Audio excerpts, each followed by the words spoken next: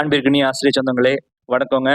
Dead தேர்வு இப்போதைக்கு அறிவிப்பு இல்லை அப்படின்னாலும் நம்ம தொடர்ந்து படிக்கணும் அப்படிங்கிறது தான். ஒரு ஆசிரியராக நம்ம தொடர்ந்து படிக்கணும், ப்ரிப்பேர் பண்ணணும் அப்படின்றது தான் என்னோட கருத்தாக இருக்கும். அதனால நான் தொடர்ந்து உங்களுக்கு வீடியோ போட்டுட்டு தான் இருக்கேன்.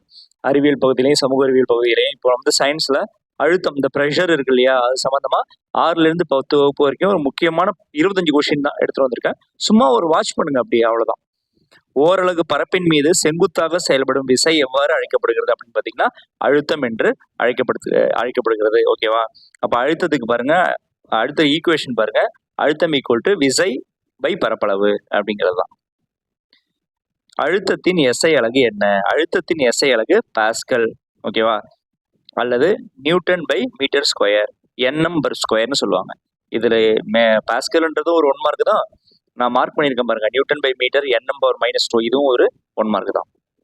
பாஸ்கல், ஒரு பாஸ்கல்ன்றது எதற்கு சமம்? எதுக்கு சமம் அப்படின்னு பார்த்தீங்கன்னா 1 என்எம் பவர் -2, அதாவது 1 நியூட்டன் பர் மீட்டர் ஸ்கொயர் அப்படிங்கிறதுக்கு சமம். ஓகேவா?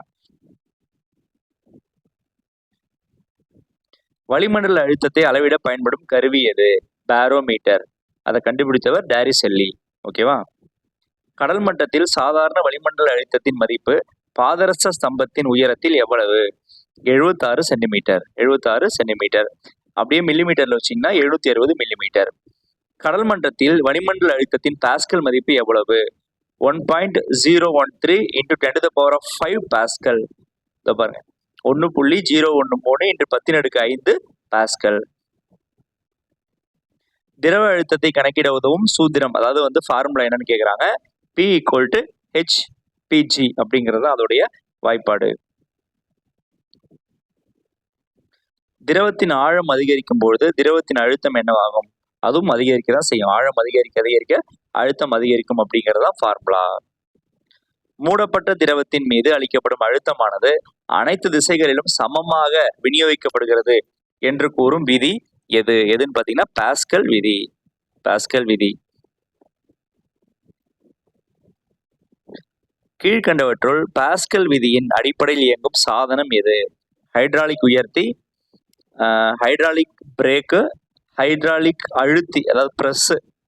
ஸோ இவை அனைத்தும் மூணுமே. ஒரு பொருள் திரவத்தில் மூழ்கும் போது அப்பொருளின் மீது மேல் நோக்கி செயல்படும் விசை எவ்வாறு அழைக்கப்படுகிறதுனா மிதப்பு விசை. மிதப்பு விசை. அது மேலுந்து விசை அப்படின்னு கூட அதை சொல்றாங்க. பாய்மங்கள், ஃப்ளூயிட்ஸ் இருக்கு இல்லையா, அதான் பாய்மங்கள் என்பதில் எவை அடங்கும்? திரவங்களும் வாயுக்களும் அடங்கும். மலைகளின் உச்சியில் வளிமண்டல அழுத்தம் சமவெளிகளை விட எவ்வாறு இருக்கும்? குறைவாக இருக்கும். மேல போகும்போது வளிமண்டல அழுத்தம் என்ன ஆகுது? குறையுது. பாரோமீட்டரில் உள்ள பாதரச மட்டம் திடீரென குறைந்தால் அது எதனை குறிக்கிறது அப்படின்னா கடுமையான புயல் வரப்போகுது அப்படிங்கிறத அது குறிக்குதுங்க. பாலினுடைய தூய்மையை அளவிட பயன்படும் சாதனம் லாக்டோமீட்டர். லாக்டோமீட்டர். அதை நம்ம மில்க்ல போடும்போது தண்ணி கலந்துருந்தா அதோட அடர்த்தி குறைவா இருக்குங்க. அதை வச்சு அதுல தண்ணி கலந்துருக்காங்கன்னு நம்ம கண்டுபிடிச்சிக்கலாம். நீர்மத்தின் அடர்த்தியை நீரின் அடர்த்தியோடு ஒப்பிடும் அளவு எது? சார்பு அடர்த்தி, அதாவது ரிலேட்டிவ் டென்சிட்டி. அதாவது ஒரு பொருளின் அடர்த்திக்கும் 4 டிகிரி செல்சியஸில் நீரின் அடர்த்திக்கும் இடையே உள்ள விகிதம் தான் அடர்த்தியா, சார்பு அடர்த்தி அப்படின்னு சொல்றோம். அதுக்கு அலகு இல்லை. சமையல் பிரஷர் குக்கரில் உணவு விரைவாக சமைக்கப்படுவதற்கான காரணம் அழுத்தம் அதிகரிப்பதால் நீரின் கொதிநிலை உயர்கிறது. கூர்மையான கத்தி மரக்கட்டையை எளிதில் வெட்டுவதற்கு காரணம் என்ன? குறைந்த பரப்பளவு அதிக அழுத்தத்தை கொடுக்கும் அப்படிங்கிறது தான். பாரோமீட்டரை முதலில் கண்டறிந்த அறிவியல் அறிஞர் யாருன்னா இவாஞ்சலிஸ்டா டாரிசெல்லி. ஒரு பொருளின் எடையானது அது இடப்பெயர்ச்சி செய்த திரவத்தின் எடைக்கு சமம் என கூறும் தத்துவம் ஆர்க்கிமிடிஸ் தத்துவம். நீர்மத்தின் மேற்பரப்பில் உள்ள மூலக்கூறுகள் கீழ் நோக்கி இழுக்கப்படுவதால் ஏற்படும் விசை பரப்பு இழுவிசை, சர்ஃபேஸ் டென்ஷன் சொல்லுவாங்க. பரப்பு இழுவிசை. திரவத்தின் பாகுநிலை அலகு என்னன்னு பார்த்தீங்கன்னா பாஸ்கல் செகண்ட் அல்லது NSM பவர் -2. வாகனங்களின் டயர்கள் அகலமாக அமைக்கப்படுவதன் நோக்கம் என்ன? தொடுபரப்பை அதிகரித்து அழுத்தத்தை குறைக்க.